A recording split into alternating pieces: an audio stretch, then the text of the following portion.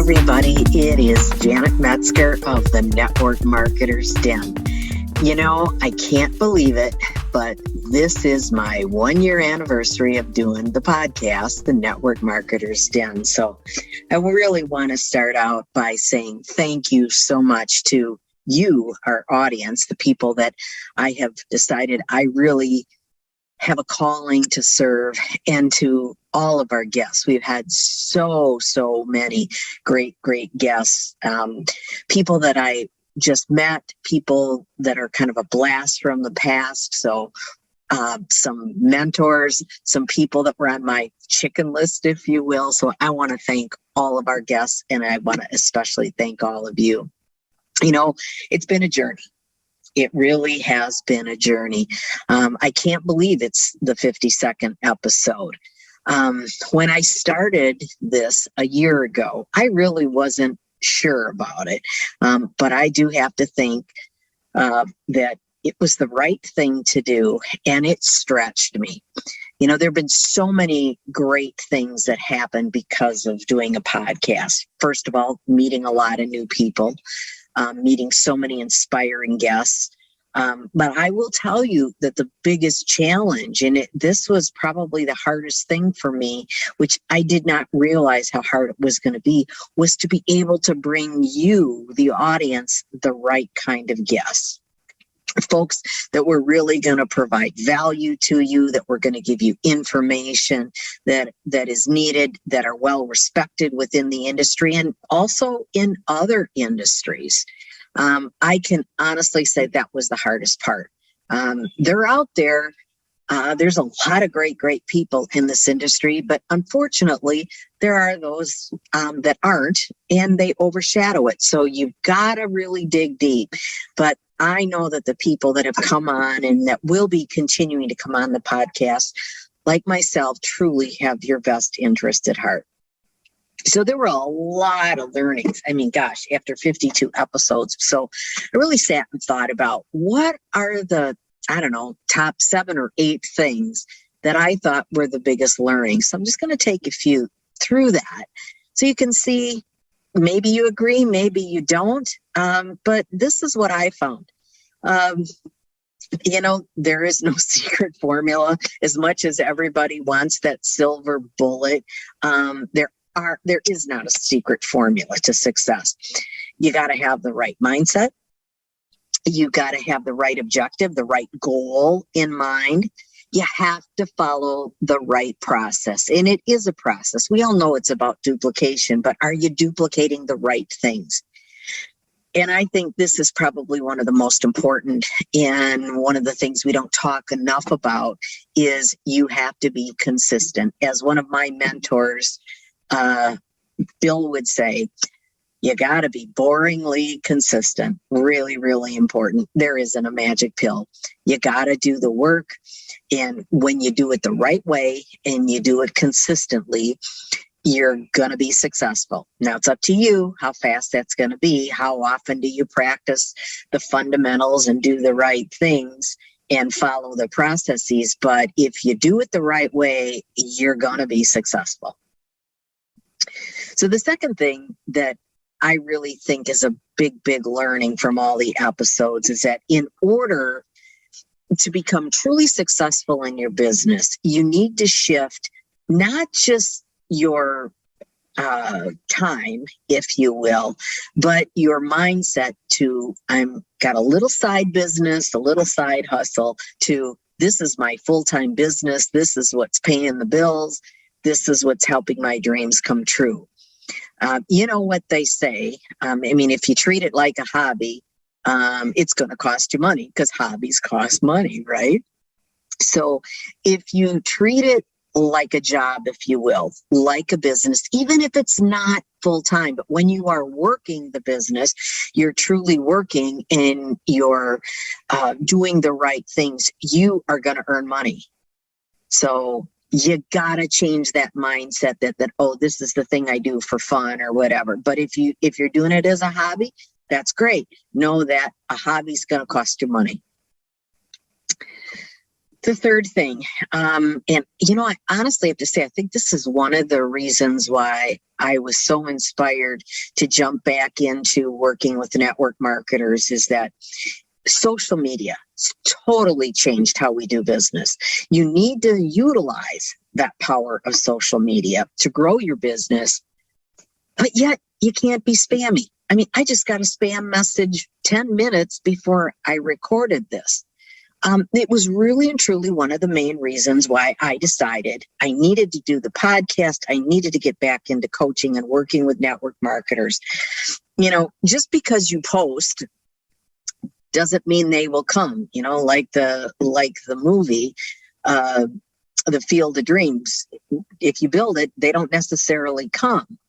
Okay. If you post doesn't mean people are going to come to you.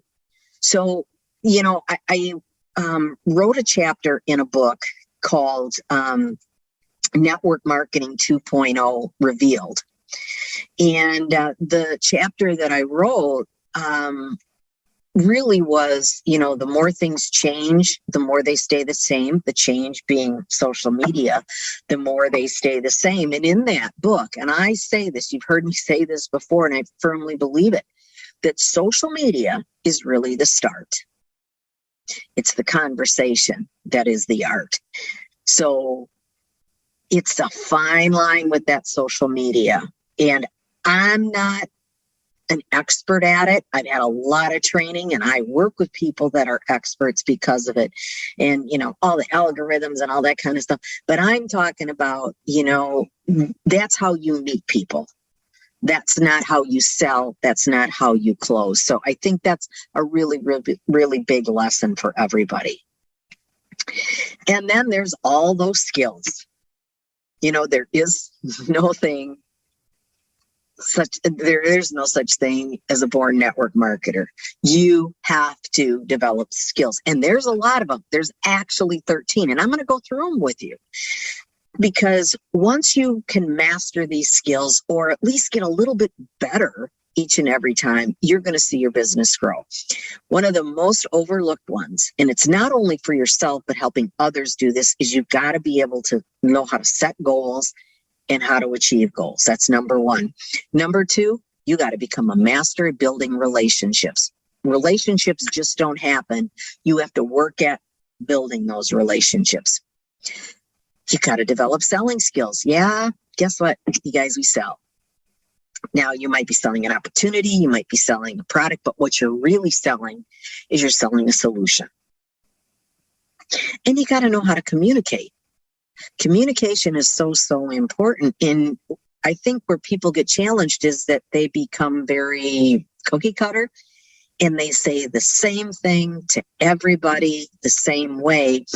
And, you might, for example, assume that the reason why the person wants to join your team is because, well, they want to earn money. No, there's a lot of reasons why people join. But if you're not using your communication and listening skills, you're never going to happen.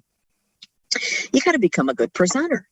Now, that doesn't mean you got to be able to be on stage and present in front of everybody, but you certainly have to be able to present an opportunity one-to-one. And that comes with practice.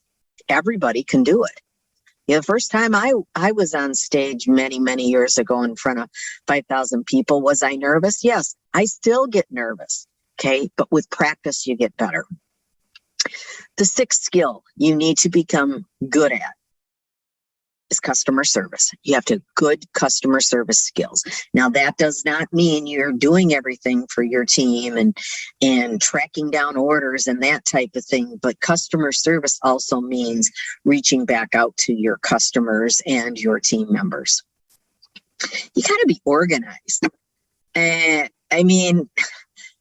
can't have a desk that's just totally full. You've got to be able to put your hands on something. And the other part about being organized is knowing how to use the tools that your company provides. Most companies have a great back office. And if you use it, you don't have to reinvent the wheel. And I am a huge believer in don't reinvent the wheel. Number 8's a biggie. You have to develop leadership skills. Without leadership skills, the only person you're able to lead is yourself. And sometimes you struggle with that. But once you become a leader and people want to follow you, that's when you start seeing a big change in your business. And guess what? Everybody can learn this skill. And you've got to be able to develop others. You've got to know how to develop them, not do it for them, but teach them how to help themselves. Because as your organization gets bigger and bigger and bigger, you can't do it for everybody.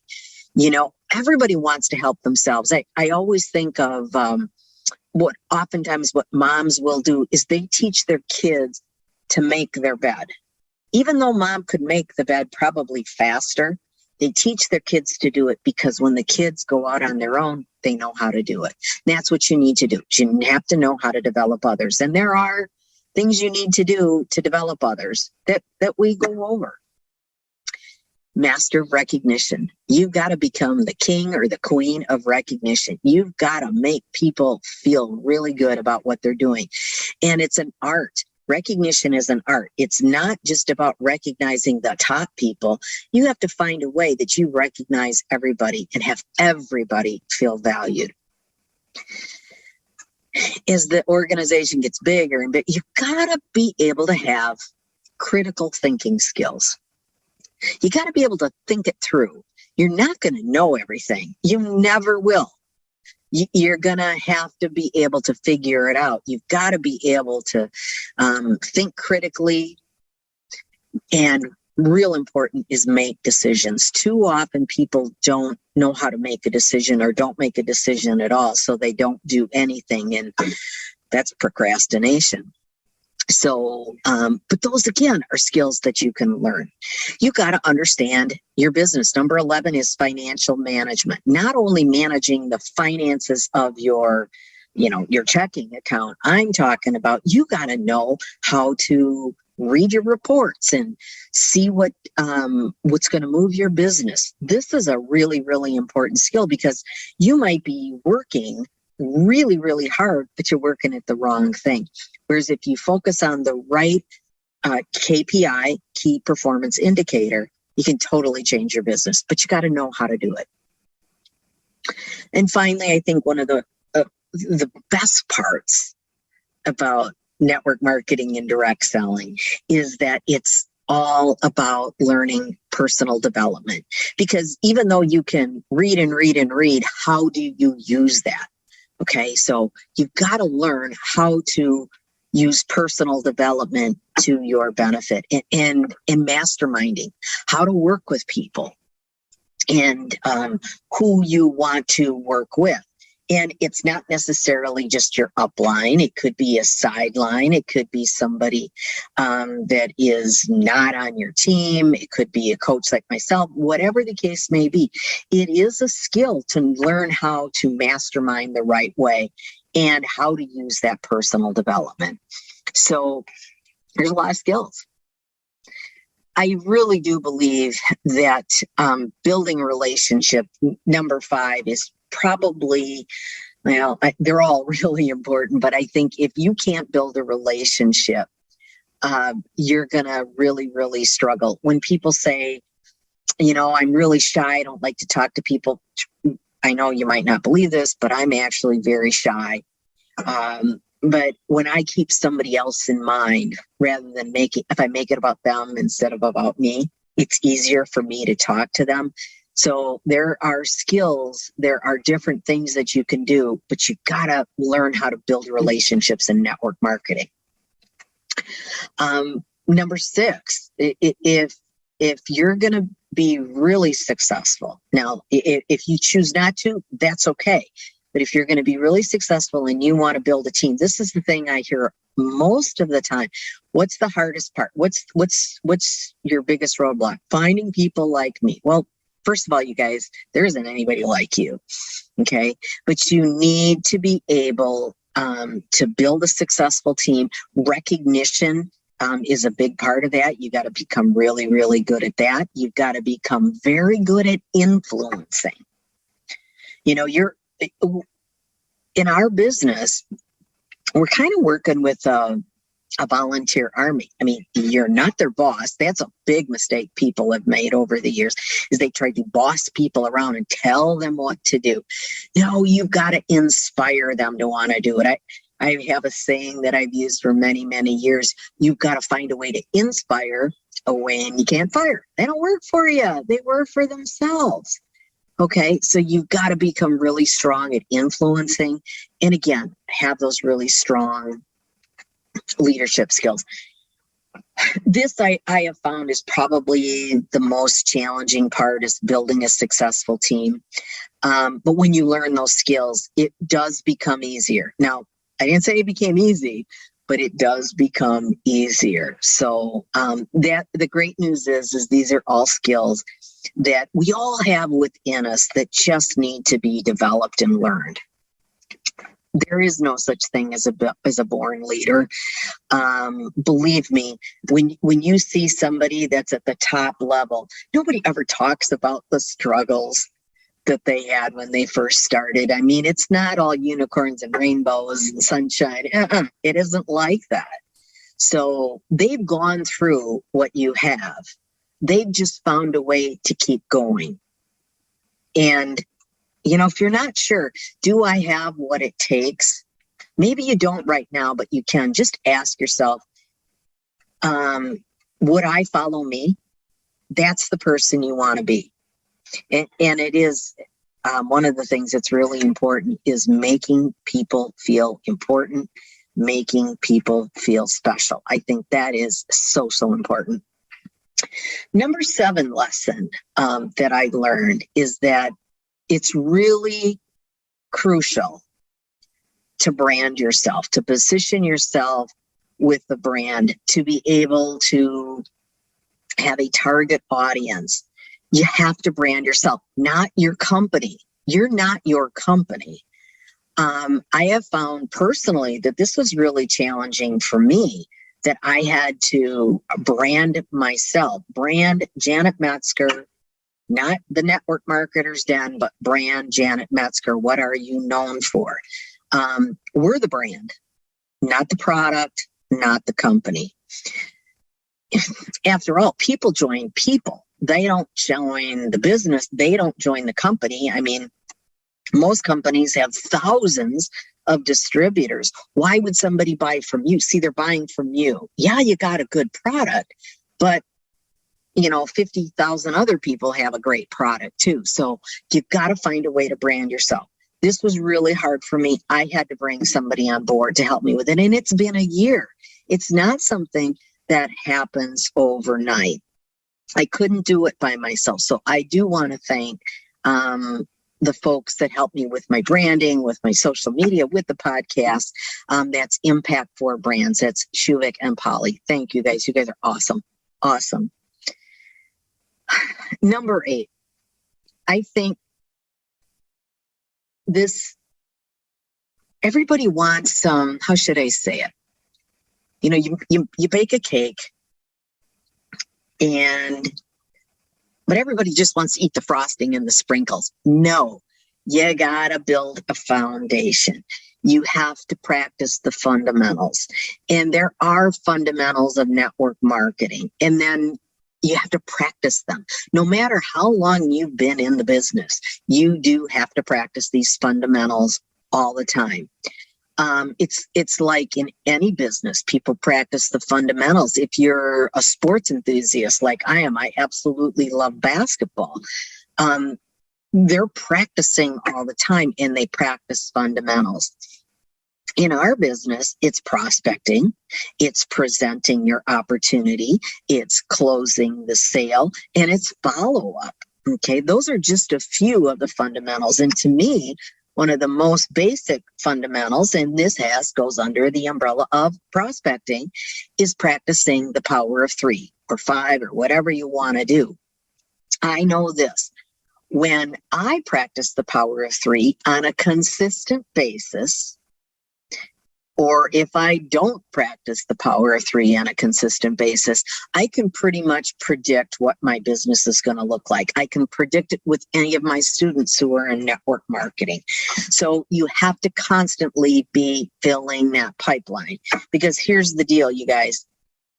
The people you talk to today are not likely to say yes right on the spot. Some may, but I'm telling you, most of the time they don't. The people that say yes today, you probably talked to 2-3 weeks ago. So if you stop, you might not feel it right now, but I'm telling you, down the pike, you are going to feel it. So, and you've got to keep reaching out to 3 people a day. You've got to follow up with them, good or bad. The power of 3. If you're using it, it's good. If you're not, you're not. But you got to do it the right way. And you have to practice. It is practice, practice, practice. It's like basketball. Okay. Everybody gets really excited when people dunk. Okay. But you know what? They don't practice dunking in basketball practice. They practice fundamentals. They're practicing free throws and defense, and they're running drills. It ain't sexy, but it's what works. Okay. So you got to practice fundamentals. So that's kind of like the quick review of the last year, the highlights. But what's in the plan going forward?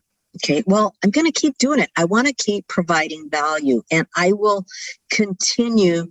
My mission is to help you to grow your network marketing business. I'm going to keep searching out and finding those great guests for you. So if you know of somebody, heck, maybe you're that great guest.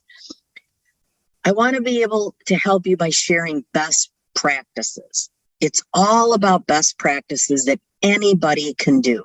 And sometimes the ideas pop up just by talking with my students, by having conversations with different people on LinkedIn, Facebook that I have met, etc. I've had a really great career. It's been, 25 years in the business one way or another. And I have learned so much. Was it network marketing school? Yeah, but it was the school of hard knocks of network marketing. And my goal is to help you to achieve the success that I did, building businesses of upwards of $100 million and not taking 25 years to do it. Okay. I can help you to cut that learning curve. So that's really why I want to continue with the podcast.